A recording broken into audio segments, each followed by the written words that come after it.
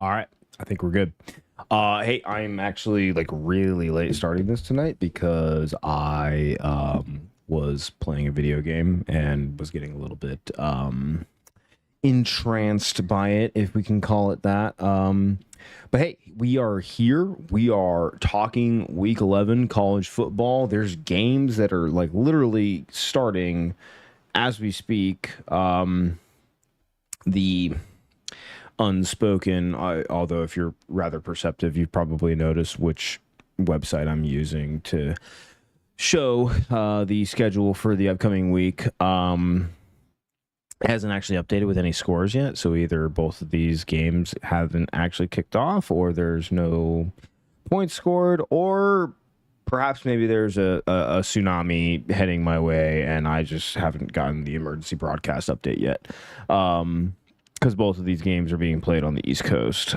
So obviously 1,000 blessings to anybody that might be affected by this notional tidal wave that I've completely manifested on my own. But hey, we've chortled a bit too much already. Let's just dive right into it. Okay, I want to start this by saying we are continuing to improve in the weekly locks department. We got ourselves back into the green last week, and we've stayed there. We're only getting better.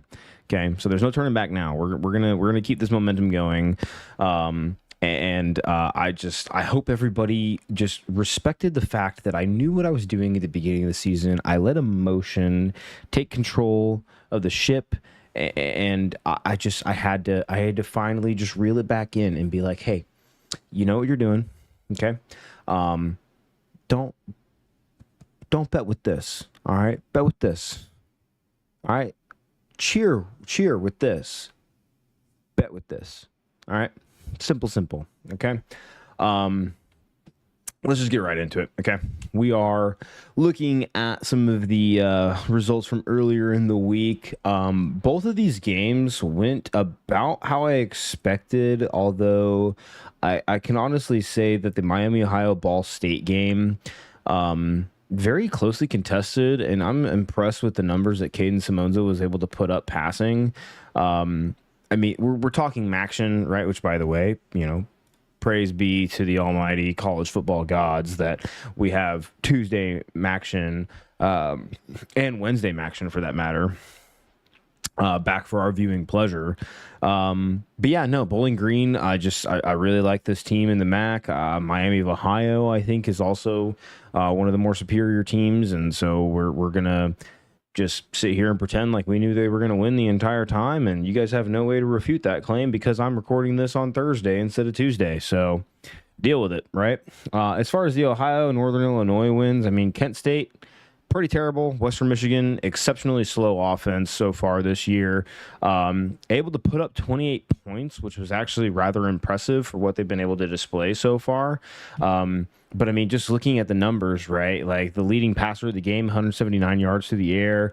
At least Telly Johnson Jr. led with 141 yards rushing, and then the leading receiver, 74 yards.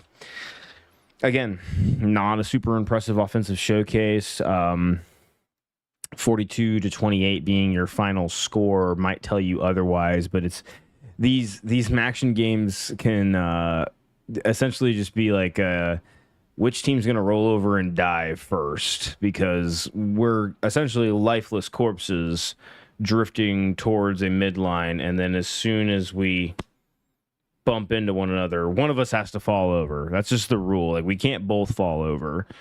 So which one's it going to be? So going into tonight, we got App State taking on Coastal Carolina, and then FAU taking on East Carolina. I'm fading one Carolina team and favoring the other. So Coastal Carolina is a very, very weak offensive team. They don't put up a lot of points. App State's defense is admittedly terrible. So I will sit here and say that while I think Coastal has a good chance to win this game, they're the one that I'm fading in this one. Just because I haven't been like some of the points they scored last week essentially were like, if you go back and watch the game, you look at that as opposed to what this team has done the remainder of the season or anything previously in the season, and you're like, you guys haven't really done any of that up until this point this year. And I'm all for embracing change and evolution, but is that repeatable? Like, are you going to do that every week? I get App State's bad, but you've been pretty bad on that side of the ball yourself. So what gave, what didn't give, right? Yeah. So I would take App to cover potentially. It's just if I had to pick a Carolina team that I like more, it's East Carolina, and that's just because FAU has been bad. So yeah, and also when your stadium name is Dowdy Ficklin Stadium, how do I bet against you? Give me the Pirates all day. All right. Matter of fact, cheers to beautifully named stadiums. We're rolling into Friday. All right. So let's discuss Cal at Wake Forest. Cal continuing their not perennial, but like their continuous cross country trek that they're going to have to endure because somebody just had to fucking join the ACC, I guess. Wake, not a great team. Cal, good defense, very lifeless, listless, if you will, offense. Favored by 7.5 points on the road, right? So which means we're giving them a 2-possession favor, at home. Or actually, no, that's neutral field. So yeah, even more of a 2-possession favor at home. This is one that I kind of just wouldn't touch. Wake Forest's leading receiver is rumored to be coming back for this game. The head coach, Dave Doran, is very hopeful. We love hope. All right, that's what rebellions are built on, after all. That said, do I hedge my bets that getting your leading receiver back after, I believe, 3 weeks absent from the game is going to be enough to overcome a defense in Cal that I just tend to respect just by nature of their head coach and his ties to people that I respect even more than him in college football? That I don't know. So I would stick with Cal on this one. I'd probably take them to cover, but it's not going on the lock sheet tonight. And that much should tell you how I feel about this game. As for Iowa at UCLA, not a corpse, okay? They have proven the last 2 weeks that they are capable of putting forth a respectable effort against opponents that very much so should have beat them. That said, Iowa is scoring 40-plus points almost at will at this point. They have Brendan Sullivan under center now as they make the permanent change at quarterback, with Cade McNamara being injured for the remainder of the season, I believe, is the case there. Some Iowa fans probably wishing that had been the case from week 1 moving forward. Not my place to weigh in on that.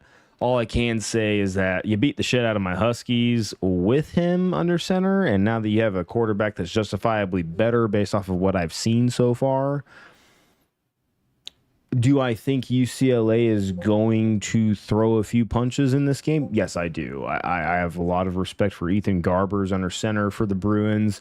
I think that they have one of the more experienced wide receiver rooms in the Big Ten, even though people might hear that and kind of think, so this guy's just on crystal meth. All right, cool, right? But just do a little bit of digging into it, and you kind of see what I'm talking about here. It hasn't translated in the win column, to be fair, but getting a nice and pretty record all the way into week 11 relies on a lot more than just having an experienced wide receiver room. That said, Iowa's secondary pretty damn good, which is why, again, I'm taking Iowa to cover here, and honestly, I'd probably take the whole game over. Point total currently showing 44.5. Iowa's been scoring 40 points on their own as of late, and UCLA is showing signs of life. So if we accept the natural order of things, that those two forces would somehow migrate towards the middle, right? The over seems very, very playable, is all I'm saying.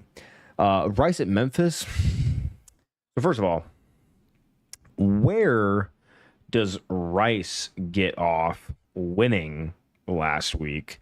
Because there's two rules in terms of Saturdays in the fall.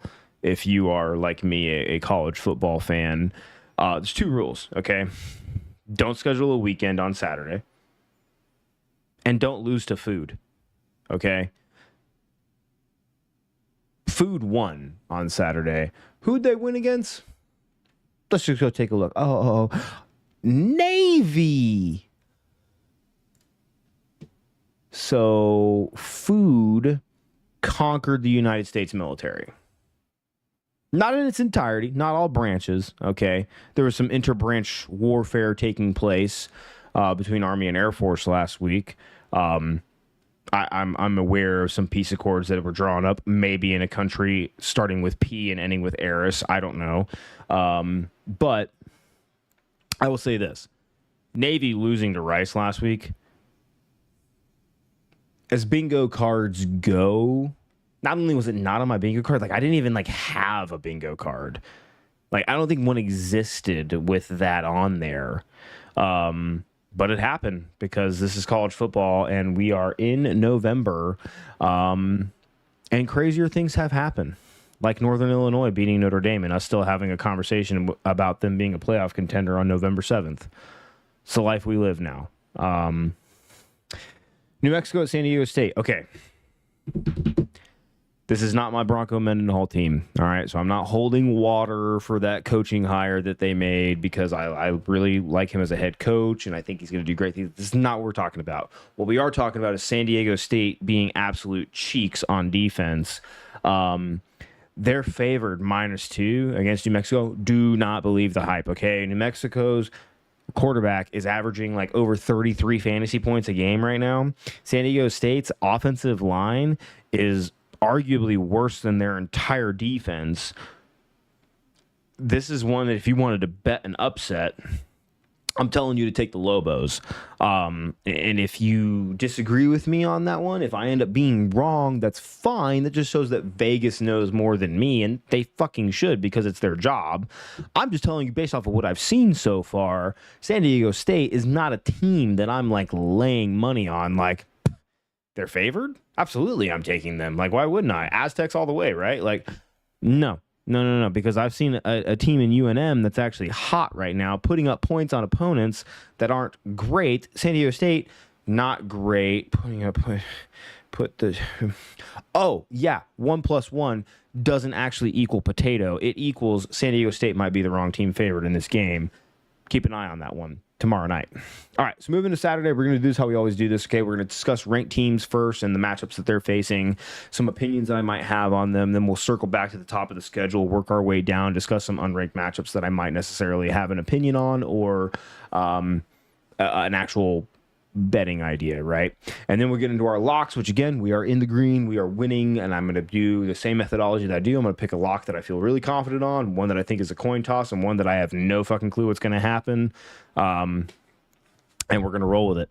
All right. So starting with the 11 a.m. section, I follow a podcast that is very well tuned with analytics, and I respect them dearly. And they referred to this 11 a.m. segment as being your window of opportunity. If you want to go to an apple orchard and pick some apples with your significant other, if you want to go get your car washed in detail, do you want to call your grandma or your mom, this was the time to do it. I vehemently disagree, quite frankly, because here's the thing.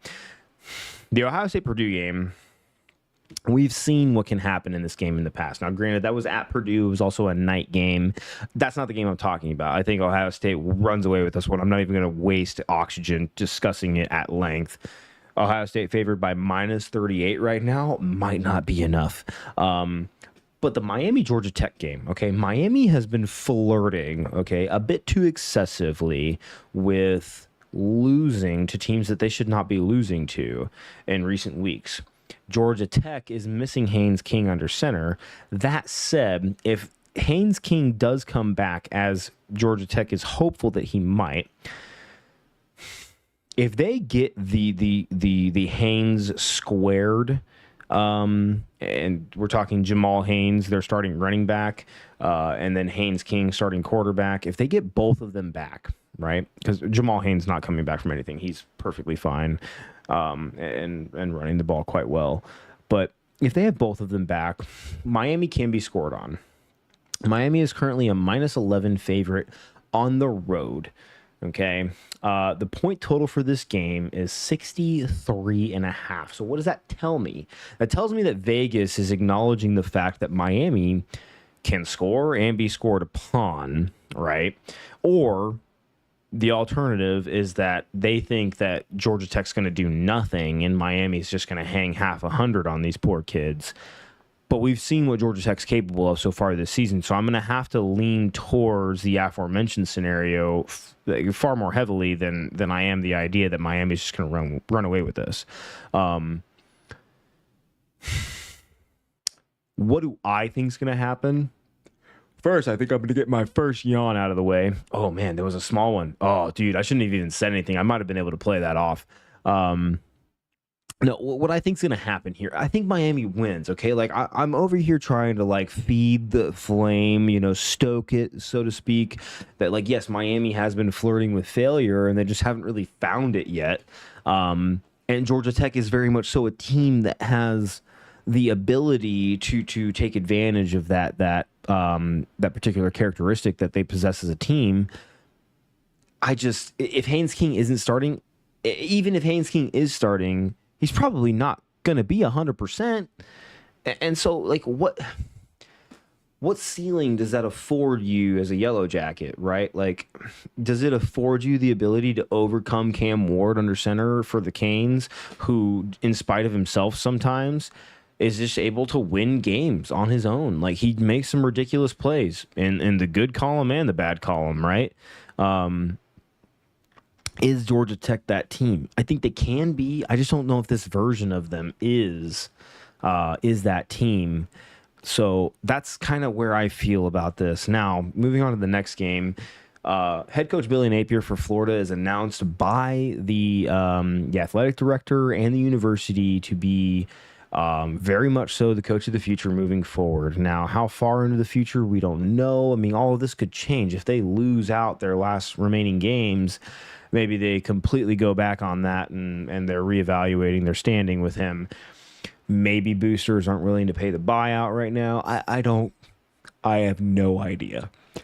But what I do have a pretty good idea about is that even if DJ Lagway does come back, because what seemed to be a pretty detrimental hamstring injury last week against Georgia is now being reported as not as serious as initially reported. Even if he does come back, Texas has some truly spectacular edge rushers. And just, how do I put this? A fantastic football team all around.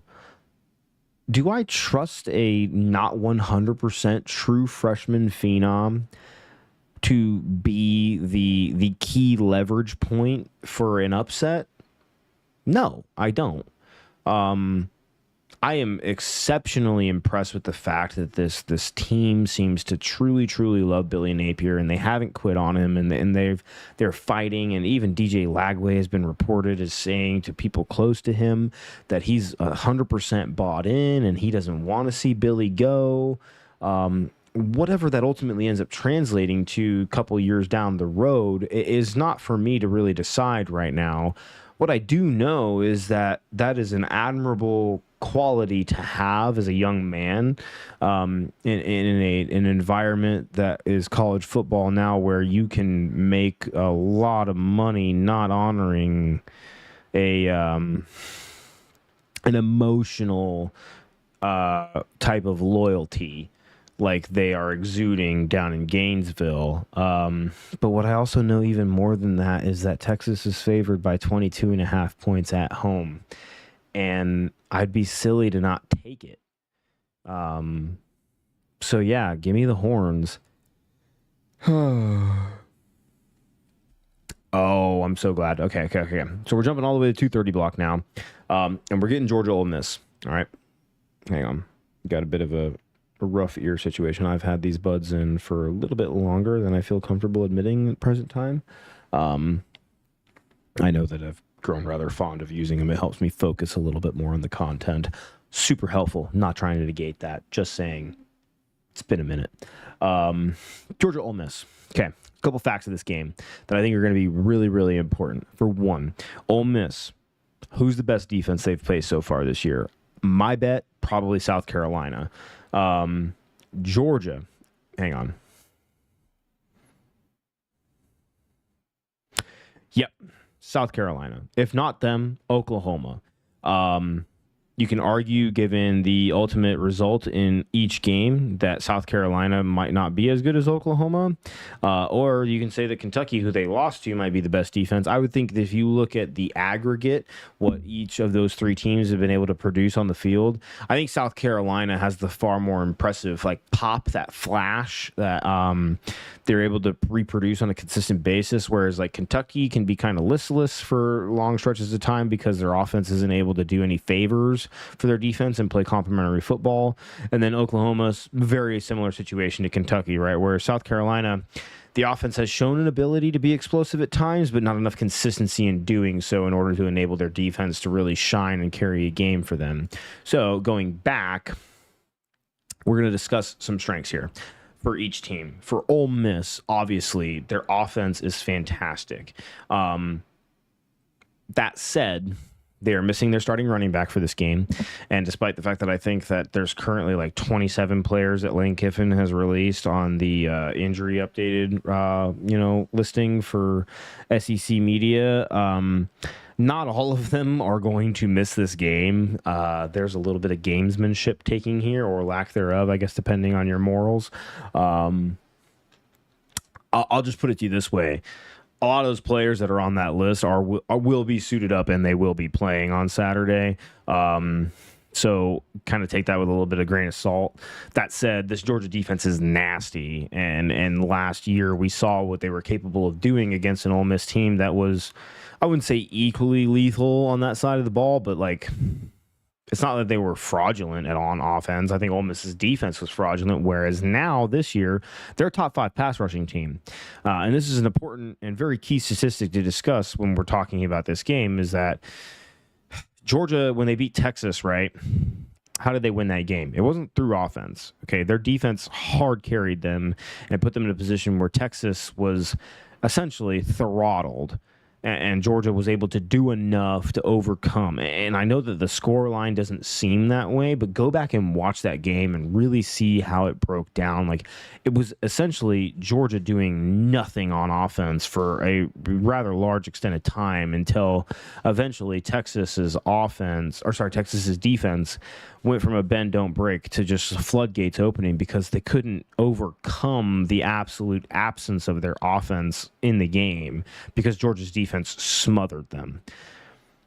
That is a pathway for Georgia to win this game. Here's the thing. While Texas, I just said, has fabulous edge rushers, Ole Miss is a top 5 pass rushing defense. Carson Beck is one of the worst quarterbacks in the country under pressure. I'm going to take a moment to let that sink in. Carson Beck, preseason number 1 QB on a lot of draft boards. Even Kirby Smart himself saying that the greatest recruiting win that they had this offseason was convincing him to come back for another year. He is one of the worst quarterbacks in the country statistically under pressure. And Ole Miss has been generating some pressure. Now, O-line wise, Georgia should be able to hang, we hope, right? But if there's a stat profile that suggests that Carson Beck is terrible under pressure, that means that teams are getting pressure on them, right? Kind of analyzing it from a macro perspective. So is Georgia going to be able to find enough on offense to overcome what Ole Miss is surely capable of if they're firing on all cylinders? right? If Georgia's defense shows up and plays another Texas game, well, then this game gets very simplified. It's a rock fight. It is just a battle of wills and physicality, and like just Georgia, we have more dudes than you, and we're going to anaconda boa constrictor kill you the same way that Michigan would have done last year, right?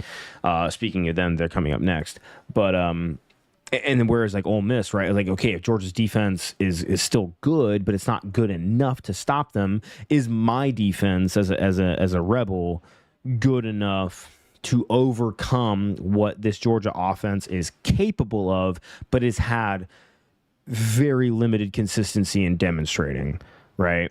For my money, it's not going on this game because there's just so much variance in this of like which version of which team is going to show up on Saturday. Because, you know, if you want to look at it from a historical standpoint, anybody betting against Georgia here would look like an absolute psychopath.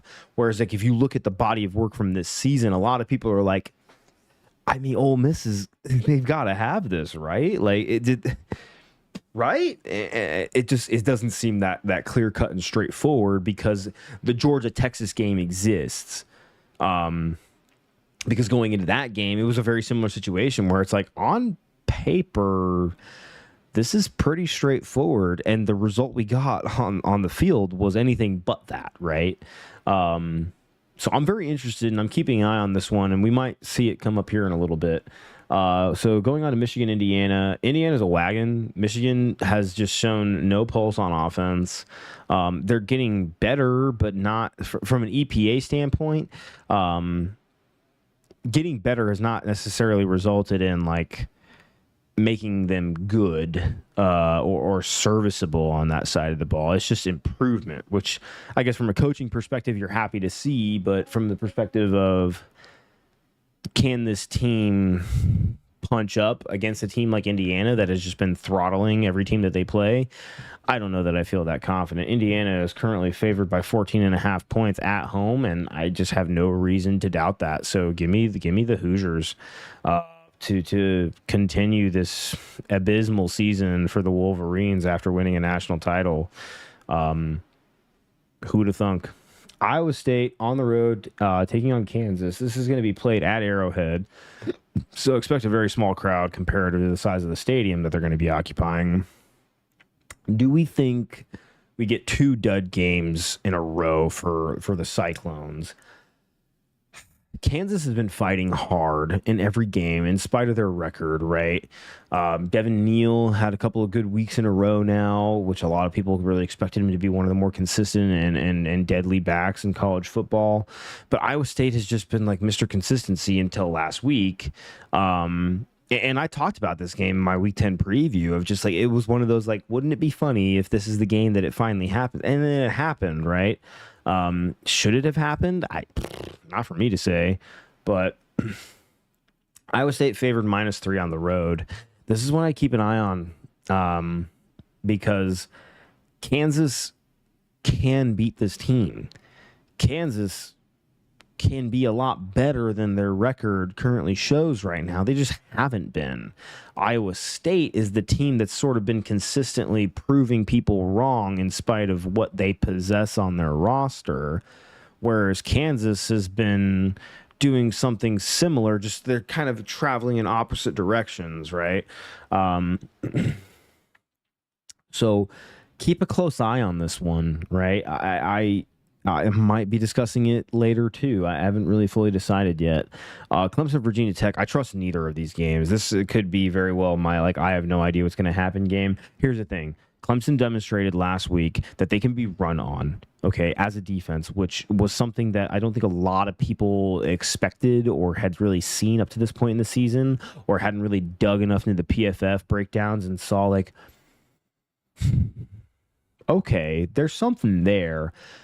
The problem is that Bashal Tutin and Kyron Drones didn't play last week for Virginia Tech. Now, there's signaling that Kyron Drones will be starting because he's been practicing all week, but Bashal Tutin's remained very much so a question mark in this department. If they have both of them, I like Virginia Tech to win at Lane Stadium. If they have one of them, I like Virginia Tech to have a chance to win at Lane Stadium. If They have neither. Like, even if Kyron Drones does start, but he is nowhere near 100%, I would hope that Clemson could win this game. But I also saw Louisville send them to the shadow realm last week. So I don't know what to think about this team, because I had thought that after the Georgia game, it was like, hey, Georgia's going to do that to a lot of people. And unfortunately, this is not the Clemson of old. Clemson now belongs to the a lot of people pool of teams in college football. But then after last week, it's like, hey, Louisville's not a bad team. Like, I have a lot of respect for them as a program, but like, that shouldn't have happened. Like, even if you were going to lose that game, I would have expected a lot more from you. And the fact that that's not what I got, it's incredibly disappointing. So this is one that I'm like, I probably would just stay away from, because like, I don't trust either team, because I have injury concerns on the Virginia Tech side, and then I have like a who the fuck really are you as a program right now as in Clemson, right? Army, North Texas. North Texas is going to score on this Army team. Okay, that doesn't mean that I'm picking Army to lose. I'm just saying that this is right now one of those games where, with an over-under total of 64.5, I have been somewhat vehemently smashing unders on 60-plus point totals all season. This is one that I could get behind, because North Texas doesn't play a lot of good defense, but their offense is not fraudulent, and Army is Army. So maybe if you want to pick some people in daily fantasy or something, go for it, because that might be a fun game to watch. All right, moving on. We've got Colorado going on the road to take on Texas Tech. This is huge. This is huge for Deion Sanders and this Buffalo program. I know that if you look at Texas Tech and the profile that they possess as a team, you're kind of thinking like, what do you mean? Like, why is it huge? Well, the reason is because Lubbock is a really hard place to play and win at. If you don't believe me, just ask Oregon from last season. They won that game, and Oregon was a fantastic football team last season, and yet they still struggled and had to pull it out late in the fourth quarter is what I'm getting at. So don't underestimate Lubbock. But Colorado, sneakily one of the best improved teams this year in college football. They're ranked, for crying out loud, this late in the season. Not like early season overreaction to them beating TCU on the road. Like, they have proven it and put their money where their mouth is. Not running the ball a whole lot, which is going to be concerning when we get into postseason play, when they face some like real defenses. But right now, they don't have to worry about that. They just have to worry about taking out the Red Raiders. Texas Tech upended Iowa State's hopeful undefeated season. I got that. Colorado throws the ball a lot, and Texas Tech secondary is not great. Colorado secondary, not terrible. They might have one of the best three corners in college football, and his name's Travis Hunter. Not sure if you know him. Hell of a kid, hell of a young man. Colorado favored by -4. Give me the points. Do you believe? I believe. I believe for Big 12 purposes that Colorado is going to be a fucking problem for every team that they play moving forward in conference play. Postseason, I think it's going to be a rude awakening, unfortunately. I'm happy to be proven wrong. And if this is fuel to the fire for the Deion fan club, please use it, because like that just makes the game more interesting for me to watch. And I love that as a consumer of college football, right? I have to speak objectively on what I have seen from this team. Like, what I've seen from this team is that y'all can win the Big 12, but going to the college football playoff and taking on like a Tennessee, for instance, going to be a bit of a problem. But give me them to win on the road in Lubbock this weekend. Go Buffs. Oregon, Maryland. Go Ducks. Ugh, that just hurt to say. My dad, if you watch this, I'm so sorry. I'll never say that again. Please don't write me out of the will. Yeah, give me Oregon to cover. Tennessee over Mississippi State, same thing. And then Notre Dame is going to do absolutely disgusting things to Florida State, and I don't really want to waste my breath on any of that nonsense that we're going to get in South Bend. LSU, Alabama. This will be going on my lock sheet. I'm just here to tell you right now. It's going to be my coin toss, my 50-50.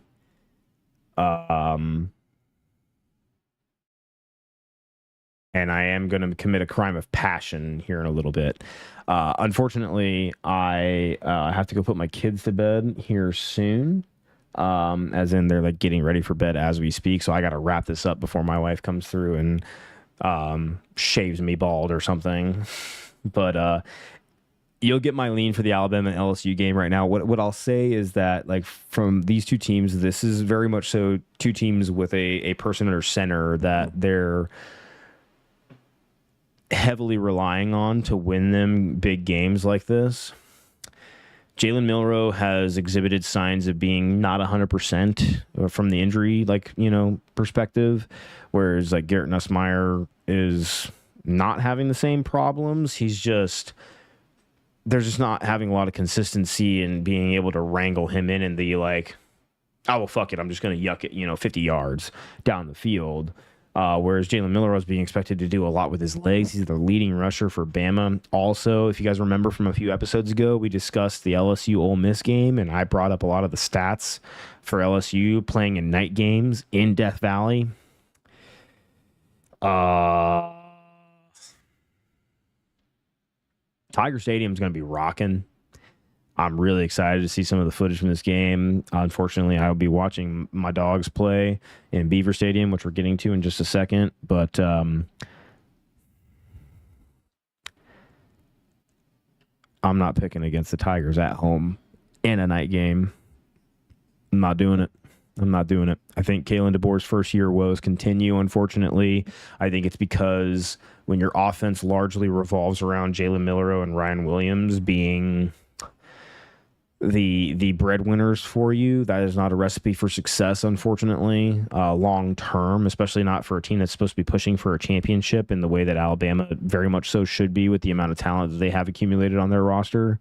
Give me the Tigers. Speaking of the Tigers, Missouri at Oklahoma.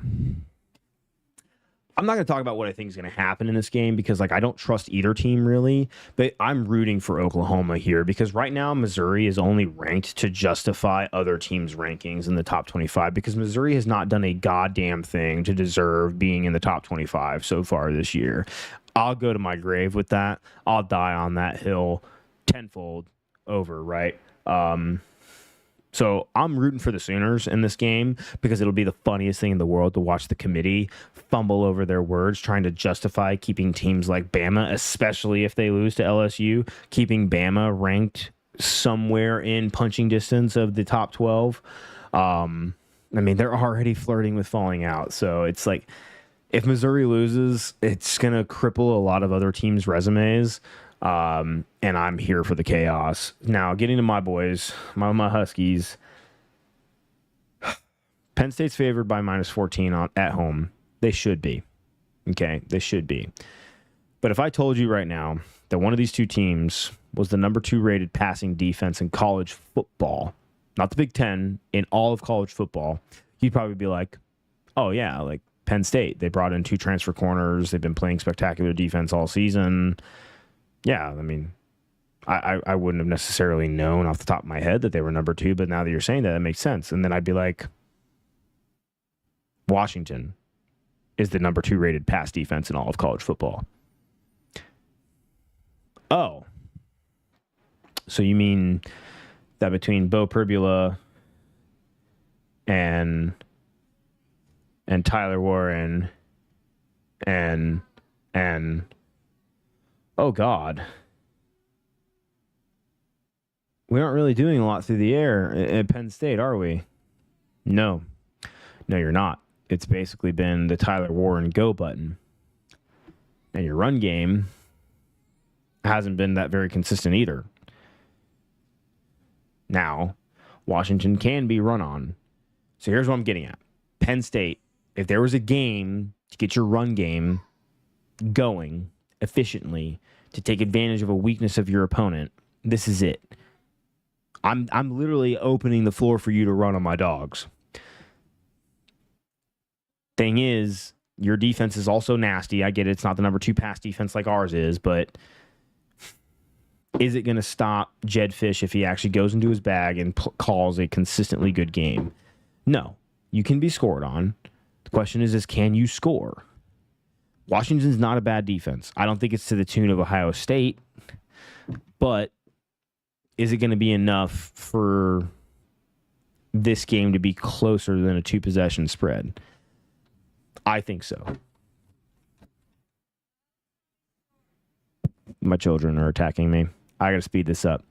All right, Boise State over Nevada all day. Pittsburgh over Virginia, not buying it. -7.5-point favorites at home. Not saying Virginia's great, but Pitt's not great either. I will take Pitt, but I'll take Virginia to cover. I think it's a little bit closer than people expect. And then give me Wazoo over Utah State. Oh, sorry. I forgot the Holy War. Utah, don't even know who's starting at quarterback for this team anymore. Kyle Whittingham's back on his bullshit. I'm over it. Utah's dead to me, just like Cam Rising. That's freaking... oh God, I just blanked on his name. The guy that played Kylo Ren. That's who's there on the sidelines every weekend. It's not Cam Rising. Cam Rising's dead. Don't let him lie to you. BYU by 1 million. And then same thing with Wazoo. Washington State by freaking 100,000 points against Utah State. That's the worst fucking defense in FBS. And they're gonna that 20.5 point spread might not be enough. So anyway, I don't get to do my full segment. We're going to go to the weekly locks here now because I have to go be a dad and put my kiddos to bed and then go spend time with my darling wife. So as you can see, last week we went 2 of 3. So we took Tennessee over Kentucky. We won on that. We took SMU over Pitt. We took Penn State over Ohio State. Maybe that's why I'm doing what I'm doing here. But let's go back and review. So we're going to do this a little bit disjointed. I'm taking LSU over Bama as my coin toss game. As far as my game that I am very confident in, it has to be a ranked team that I am picking. Oh, man. You know what? I'll go a little bit risky here. I'm going to take Indiana over Michigan. And I've done this before, and you can see every time I've picked them, it's gone bad for me. We're breaking the streak this week. Give me Washington over Penn State. It's definitely a risk. I'm willing to let my heart love again. I'm willing to take a chance on my boys, and let them bring one home. They haven't won on the road once this year. Maybe in a whiteout game, they do the unthinkable. But those are my picks. Hopefully we get to stay in the green. I mean, I'd have to lose all 3 of them in order to go back in the negative. I hope that's not what happens. We shall see. But that said, thank you guys so much for being here. I got to go put my kiddos to bed. I also got to go to the bathroom, quite frankly, if I'm being honest. Kind of been sipping a little bit. I'll sip right now once more. If you guys don't see me again live Saturday while I'm watching games, I do deeply apologize. I haven't really been maintaining like the regular scheduled videos for this in terms of like live reactions, post weekend reactions, stuff like that. I'm really just kind of doing these preview episodes and seeing how much traction we can get. I am enjoying it. It's just life has been lifing. And I've been really struggling to kind of make the time to film multiple videos a week because as much as I love doing this, I love my family quite a rather large amount more. And I've been spending a lot of good time with them and just sort of enjoying that. So I do appreciate any one of you that has been here and every single person that does view, like, subscribe, whatever. But I will catch you guys next time, and hopefully we'll take that 16-14 and we'll turn it into a 19-14. We'll go 3-0 on the weekend, and that means that my dogs have done something truly special, or it'll be absolute and utter demise and misery and you name it. But it's not the mindset that I'm living in, and you shouldn't either. Take care of yourselves. Take care of those around you. Give people a hug. Give them a kiss. Tell people you love them. And I will catch you guys.